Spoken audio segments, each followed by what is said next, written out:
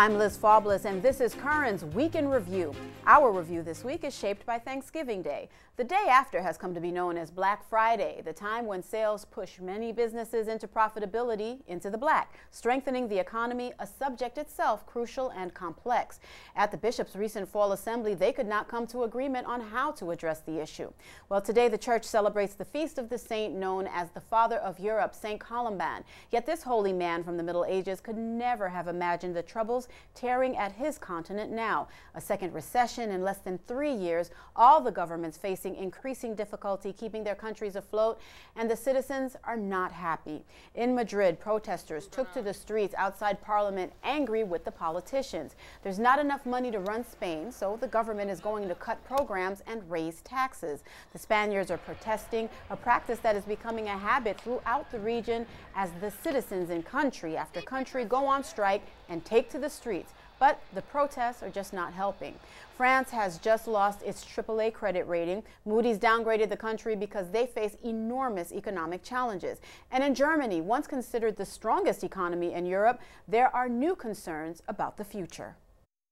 The economic situation here in Germany still remains fairly stable. However, there is a new element here in this country as well, where people for the first time are fearing for their economic situation and for their jobs as well. Germany has seen very disappointing economic growth in the past couple of quarters, and there's analysts who believe that it will slow down almost to a standstill and possibly even to economic decline in the near future. Now, what that's going to do is it's going to have an impact on Angela Merkel's capability to lead in the Eurozone crisis. So far, because of the good economy, because people have had jobs, they weren't really that upset with Germany putting up all this money to try and save other Eurozone countries. However, there has been some infighting within her own governing coalition, with some politicians there saying they don't believe Germany has the means to bail out other countries. And certainly those voices are going to get louder if the economic situation here in Germany declines, and especially if people start losing their jobs. One thing to always keep in mind is that there is a general election in Germany in 2013. And that was CNN's Fred Pleitgen. And as he described, German financial aid has been keeping other European countries solvent, most in need, Greece. But if Germany's economy continues to falter and aid from them dries up, then in Greece, a frightening throwback to the time of Hitler may bring about a dark new dawn.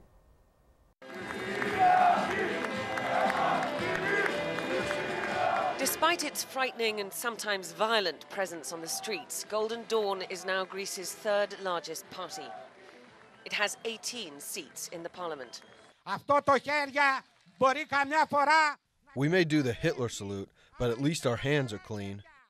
The party campaigns with the slogan, "Clear the filth." The filth, its code for African and Asian migrants.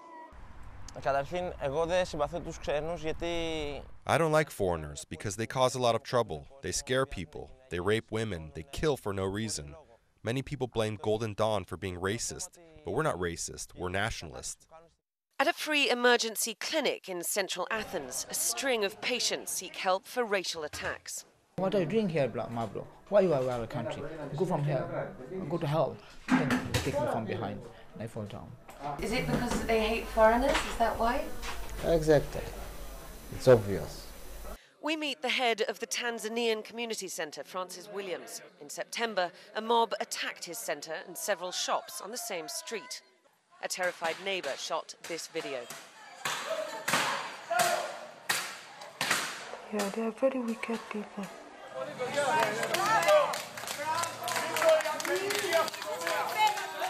She was saying, well done the police for protecting you? No. For protecting them, protecting Golden Dawn. Yeah, and then offering them drinks. Yeah. Williams points out how police stood by whilst black-clad youth smash windows. The community centre was ripped apart.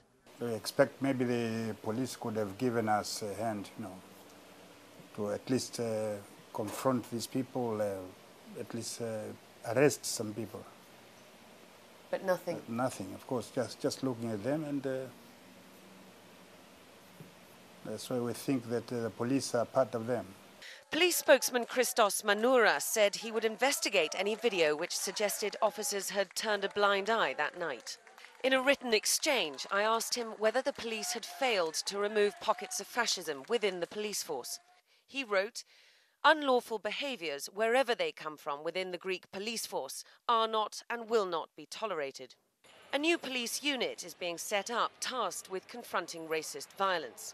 Undaunted, Golden Dawn is now policing whole neighbourhoods itself. This is one of two squares in the centre of Athens that we're told is pretty much controlled by Golden Dawn. Since 2009, they've made it very difficult for immigrants to sit here, to stay here, to sleep here. And that's maybe why you now see so many children playing in this square, why so many Greek people say they're better protected by Golden Dawn than they are by the police. Elderly supporters are not ashamed to show their political colours. Golden Dawn saved us. Without them, we wouldn't be able to go out of our houses. They came in groups and chased the foreign people, who were criminals, of course. And right now, we are able to sit on these benches in peace. But there are also the law-abiding residents of migrant origin who've long considered Greece their home and who now live in a state of permanent fear. How long have you been in Greece? I've been here for the last 12 years. And will you stay? No way. I have my dream of being here, I think, has been vanished. I feel I have to go back home. Hours after we leave, his centre is attacked again, the door blown away with a stick of dynamite. Such is the ugly mood in what was the birthplace of democracy. CNN's Diana Magne reporting from Athens. Next in our special weekend review, the economies of water after the break.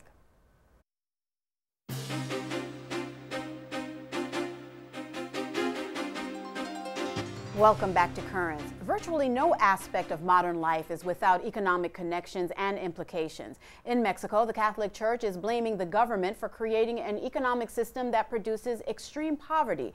The Archdiocese of Mexico City says the politicians have created a weakness that leads to high levels of violence and exclusion from society. Immediate and special attention is necessary, the church says, and if an unpaid bill in Jerusalem is not addressed soon, one of the holiest sites in the world may be disrupted. This is the key that opens Jerusalem's most holy church, the site where Christ is said to have been crucified. For generations, it's been in Abd Judah's family, handed down by his ancestors after they first received it 825 years ago from Khalifa Salah al-Din, who liberated Jerusalem from the Crusaders. I'm responsible for the church key. We open the church every day at 5 in the morning and close it at 8 at night.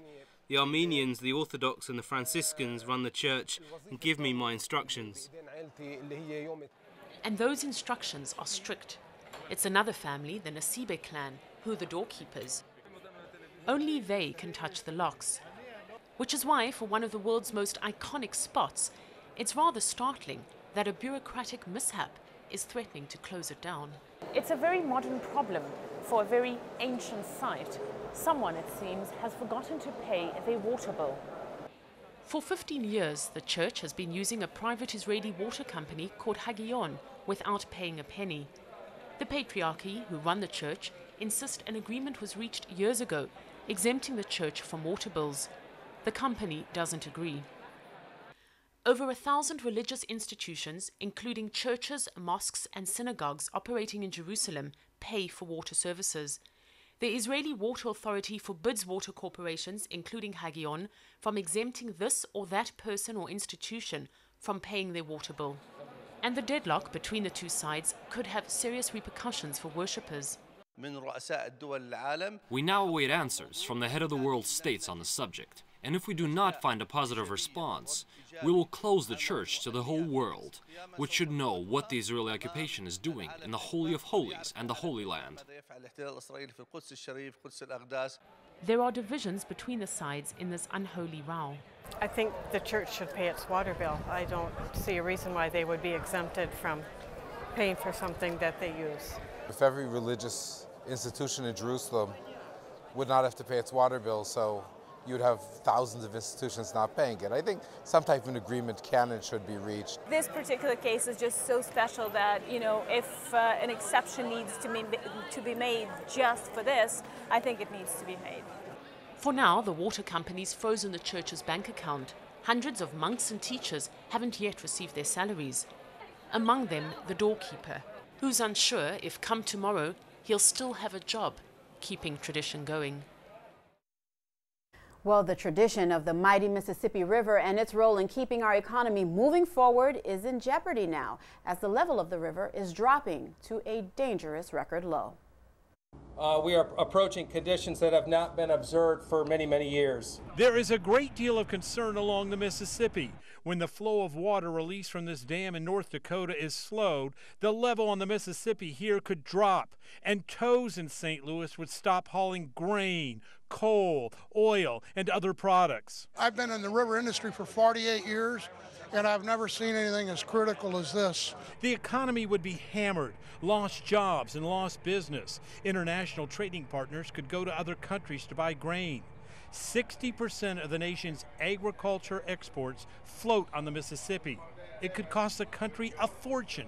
Depending on the length of this and the severity, I could say billions very easily. Businesses would turn to trucks and rail cars to move their stuff. One tow equals 70 truckloads. Imagine how jammed the highways would become. The impacts to society are huge. The summer drought is one of the big reasons why this is happening. We've seen old sunken ships exposed as the river levels have dropped. We need rain. That's the bottom line. We've got to have rain. Business leaders are asking the president to step in. It would be a King Solomon-like decision for Mr. Obama. They're slowing the flow from the dam in North Dakota to help folks there with future irrigation, fishing, and other needs. But we need the water too. Roche Madden reporting. Up next, a review of the conditions inside the two most powerful economies in the world as this special edition of Currents Week in Review continues after the break.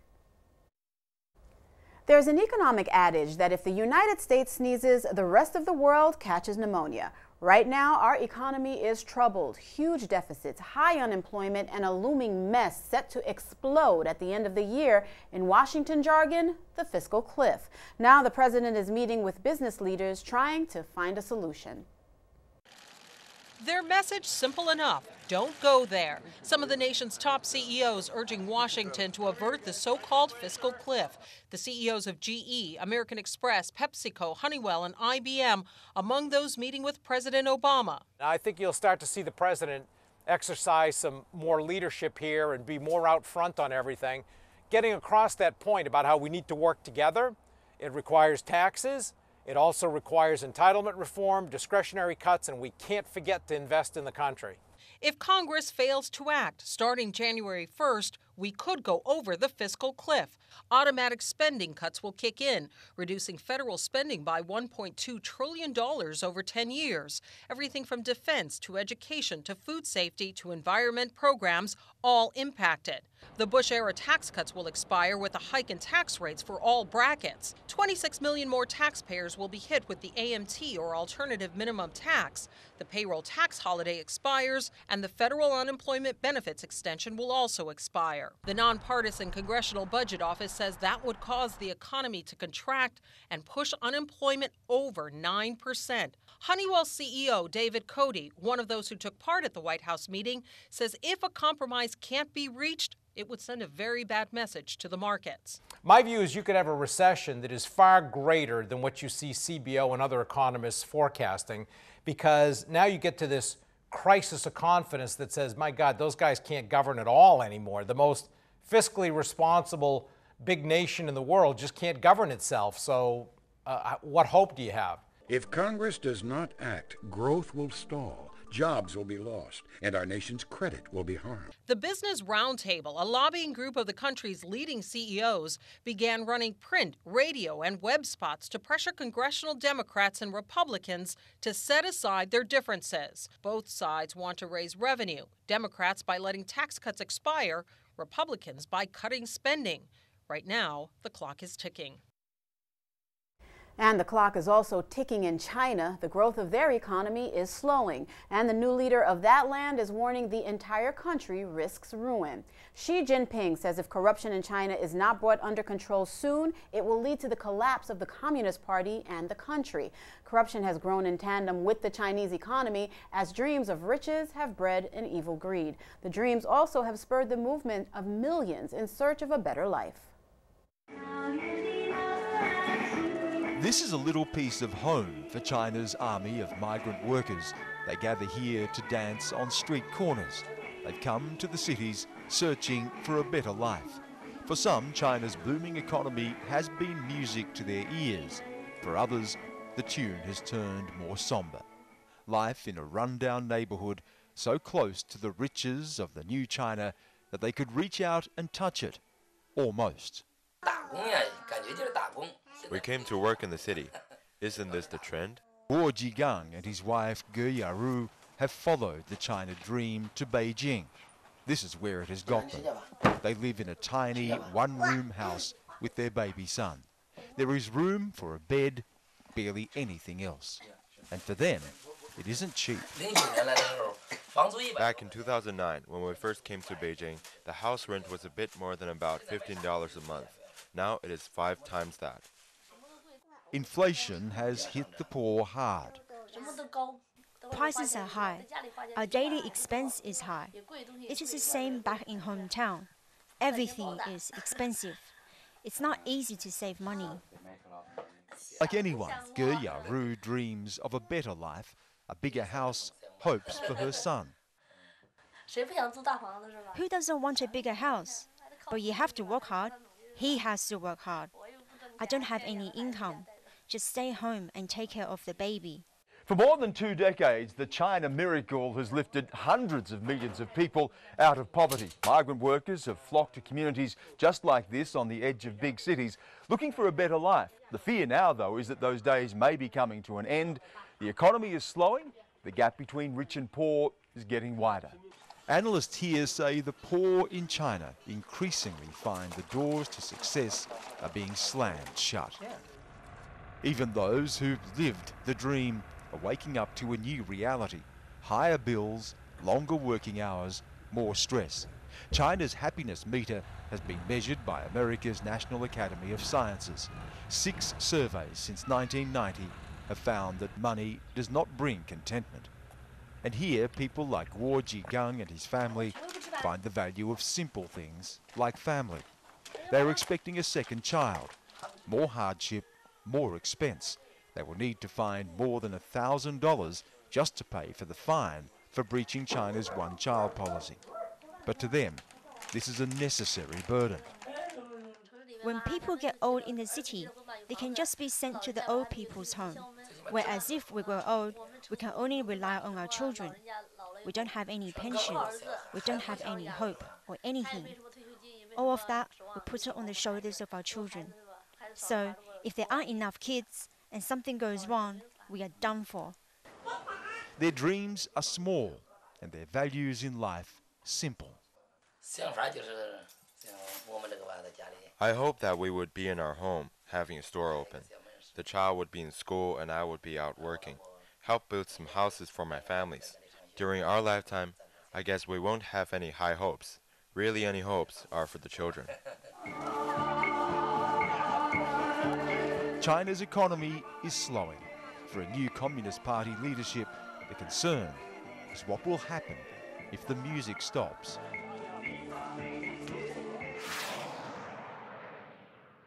Stan Grant reporting from Beijing. Up next, how an economic decision led to beautiful music as Current's Week in Review continues. Welcome back. Finally tonight in our special Currents Economic Review, the story of a couple making the risky economic decision to leave the arena of commercial music labels where they both worked and instead start their own label and devote it to releasing the sacred music especially enjoyed at this time of the year. Recently, I spoke with Monica Fitzgibbons, the co-founder of De Montfort Music, and asked her what inspired this decision. My husband and I have an extensive background in the entertainment industry, and we did notice that some of these orders were putting out chant and sacred music, and we having music backgrounds ourselves, were interested in those. But we wanted to also see if there was a way that we could put ourselves in a position to be able to help be the buffer between the sacred world of these orders and the larger secular world, for lack of a better term, of the global entertainment industry, which we were a part of. So we knew both sides of it, and we thought, it's obvious that there's a market for this. We wanted to make sure that we would have it very well produced so that it could be on par with the top classical other pieces of music that were out there, and really get a chance. And then also, too, to just really hear it in the best presentation as possible.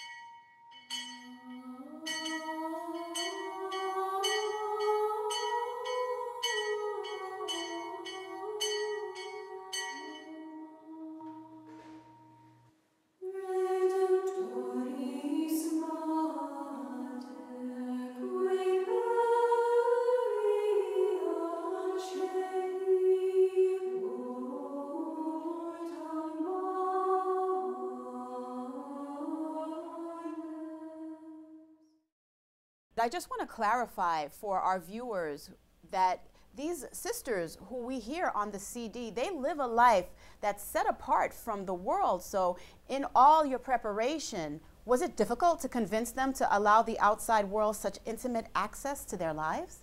Well, that's a good question, and I'm glad you asked it. Before I answer, I just want to say, sure. Obviously, you've touched on the part that they're very hidden in the world, and so normally an artist who was putting out their own music would be handling this interview. So it's very unusual that the behind-the-scenes people would be handling the interview. So it's a huge privilege and honor.